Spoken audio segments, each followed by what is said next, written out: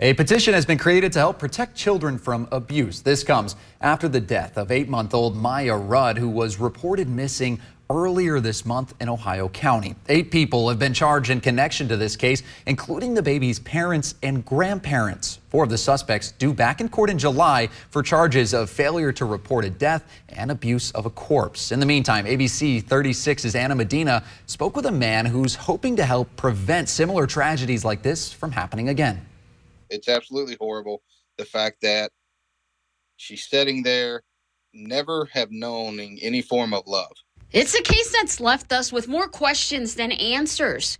We have to set aside certain things and say, hey, we have to create some policies to protect ourselves, children, and, you know, it may come at a cost of some backlash. The case of the disappearance and death of 8-month-old Miya Rudd of Ohio County.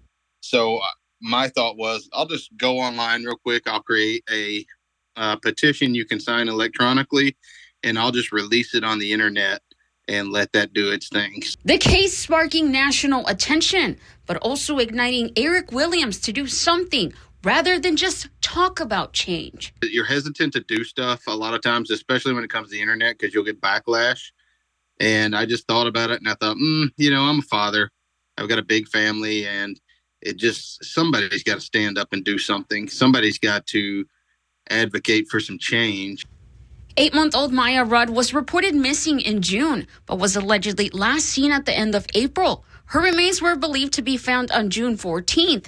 Upon learning about the case, Williams decided to spring into action.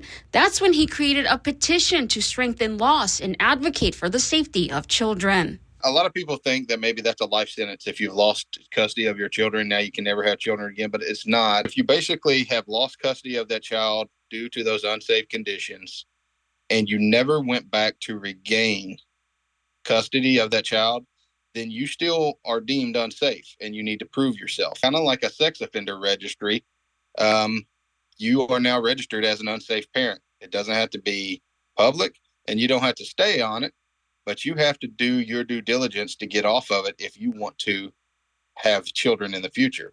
The petition's goal on change.org has a goal of 7,500 signatures, and at the moment, Williams is very close to it. He says he has already started speaking to lawmakers in the area of Western Kentucky ahead of the next legislative session. Williams says he hopes Miya's law will help prevent situations like this from happening again in the future. For Good Morning Kentucky, I'm Anna Medina.